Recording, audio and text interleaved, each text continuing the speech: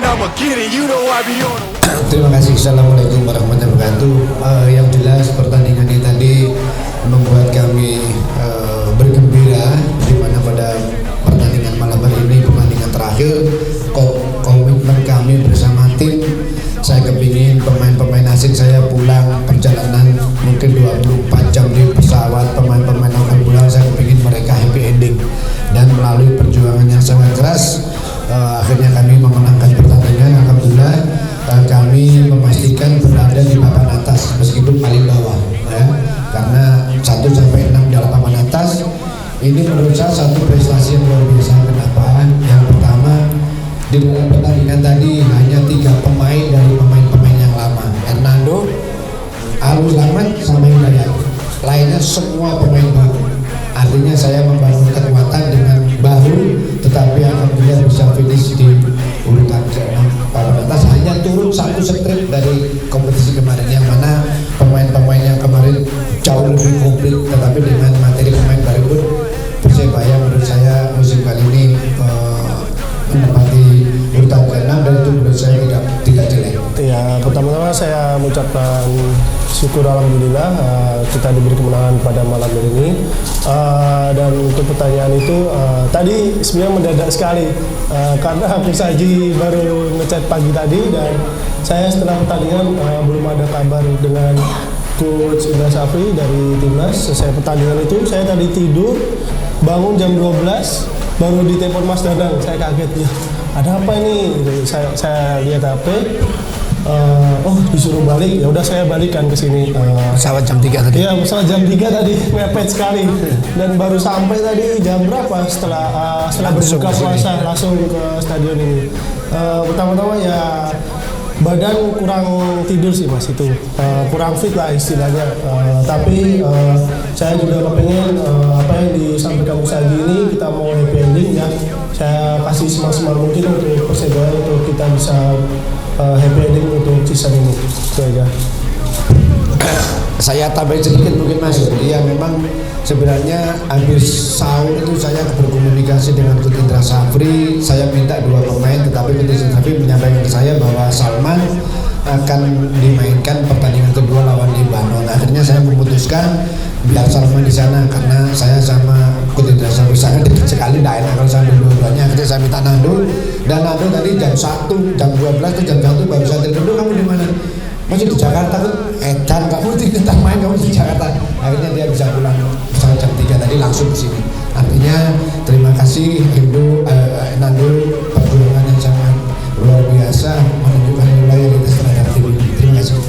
Ya, yang pertama Bruno menurut saya pemain yang cukup berkualitas. Yang kedua, dia sudah tahu bagaimana cara bermain Persebaya, dan dia sudah mengetahui bagaimana kompetisi Indonesia, sudah tahu. Jadi menurut saya salah satu pertimbangannya adalah tidak memerlukan adaptasi lagi untuk Bruno. Jadi memang Bruno sudah 100% pasti akan balik, dan saya selalu berkomunikasi, dan dia sangat senang bisa kembali ke Persebaya. Dia memang sangat mencintai tim ini menurut saya. Banyak sih pemain yang tetap kita pertahankan, tetapi untuk perebutan pemain baru sudah 80%, 90% sudah selesai.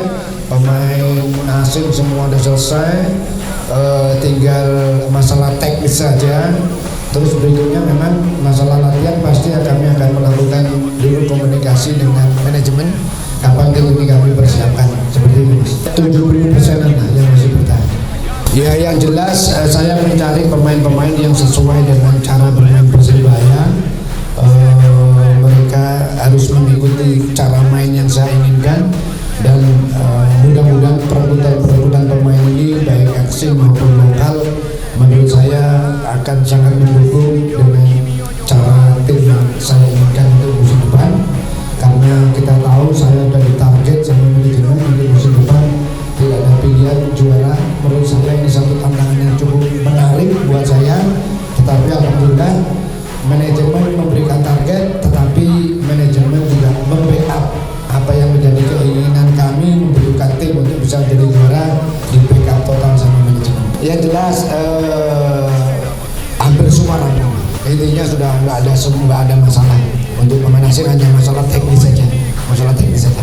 Saya pikir nggak ada Nuri Fasya sama Catur. Menurut saya Catur ini pemain yang sangat prospek. Ya. Catur ini pemain ketika pertama kali saya melihat Catur, saya sampaikan bahwa anak ini cara bermain bolanya bagus. Cuman memang anak ini nggak ada pengalaman, belum ada pengalaman. Tapi beberapa kali pertandingan dia cukup bagus main. Sesuai dengan yang saya inginkan, saya selalu katakan sama dia, Tur, cara main bola kamu itu sudah betul. Hanya saja eksekusi kadang-kadang salah. Cuman itu aja, itu yang perlu saya benahi nanti untuk musim depan Catur. Ya, menurut saya terima kasih di Indonesia, tapi menurut saya kan kemarin saya sudah ya apalagi menurut saya pemilihan sebagai pelatih terbaik musim depan itu menurut saya sangat luar biasa. Artinya apa? Biasanya saya sangat yakin musim ini yang pasti menjadi pelatih terbaik adalah pelatih dari Makassar. Karena apa? Biasanya memang pelatih terbaik itu selalu dipilih dari tim juara, kecuali waktu saya menjadi pemain terbaik hanya berada di 5 besar. Artinya banyak hal-hal yang positif yang saya lakukan untuk Persebaya, akhirnya bisa mengalahkan pelatih yang membawa tim juara. Jadi menurut saya, coba teman-teman wartawan coba lihat di mana ada tim yang tidak juara menjadi pelatih terbaik. Nggak ada menurut saya dimanapun ya. Pemain pengalaman itu kan karena kurang jam terbang. Saya mencoba beberapa pemain seperti tadi siapa namanya? Mbak itu apa? Denny Agus. Saya beri kesempatan main. Saya datang untuk mempersiapkan tim di depan. Saya memberi banyak Catur main lebih bagus.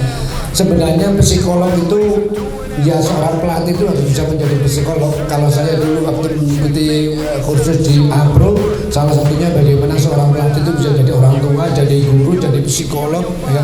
Jadi itu sih, itu tapi menurut saya belakangan lah. Tapi yang terpenting bagaimana seorang coach bisa berbeda. Apalagi kita tahu semua mungkin satu-satunya tim Persebaya pelatih lokal ada Persebaya.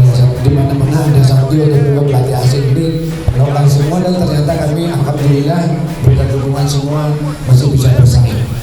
Saya belum mendengar, tapi menurut saya komposisi tim ini solid, sangat solid, tidak ada masalah. Saya belum mendengar itu, tapi yang jelas komposisi tim pelatih kami cukup solid.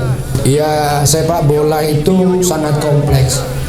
Saya sampaikan kepada seluruh pemain untuk musim depan saya menginginkan pemain saya bisa tahan main 90 menit dalam kondisi intensitas yang cukup tinggi, karena saya selalu tekankan kepada seorang pemain bahwa sejarah bola itu yang nomor satu adalah di dalam kepala mereka. Sepak bola itu di kepala, bukan di kaki. Kaki hanya jalan setelah mendapatkan perintah dari kepala.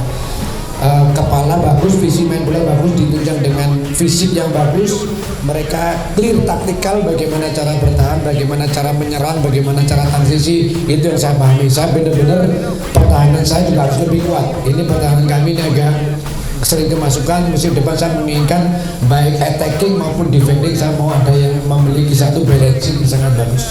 Dari saya setelah gabung ke timnas itu di 2022 SEA Games itu kita target emas, Mas. Jadi sudah 35 tahun kita mendapatkan emas di SEA Games itu ya. Jadi kemarin Pak Erick Thohir juga datang sampaikan nggak apa-apa, kita kemarin kan kalah kan kita 2-1, nggak apa-apa, ini buat pembelajaran karena kita pasti tahu kekurangan untuk pertandingan yang sebenarnya. Jadi pasti targetnya emas, insya Allah. Ya itu pujian yang saya terima, tapi saya masih belum apa-apa, Mas. Masih ya tadi menurut saya bola-bola ketepaan, kalau orang Jawa ketepaan. Jadi saya dapat aja tadi, dan terima kasih untuk pujian itu, Mas. Itu aja. Saya berkomunikasi sama pemain asing dan pemain lokal ketika nanti masuk pertama kali persiapan. Saya mau kondisi pemain berada di 80%. Jadi untuk berikutnya saya tidak terlalu susah untuk memberikan kondisi fisik. Artinya ketika libur mereka sudah latihan dan mereka setuju semua. Pemain-pemain yang saya sampaikan, pemain asing juga dia bilang, "Coach, paling saya hanya istirahat 1 minggu, setelah itu saya persiapan." Saya bilang, "Oke, yang penting kamu justru pemain-pemain asing saya tekankan kamu masuk ke Indonesia, balik ke Surabaya kondisi harus siap 100% untuk kompetisi." Karena mereka mayoritas memiliki pelatih khusus ya personal training fisik training. Menurut saya nanti saya larang pemain saya tidak ada pemain tarkam.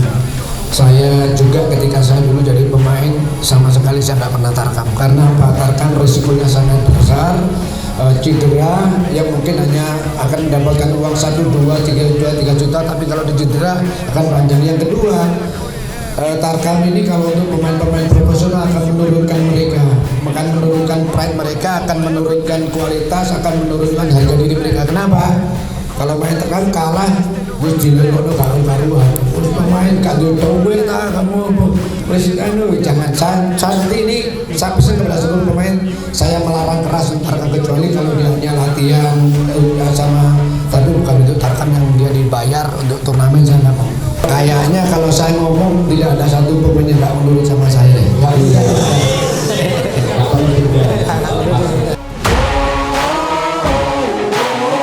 on a mission, I'ma get it. You know I be on a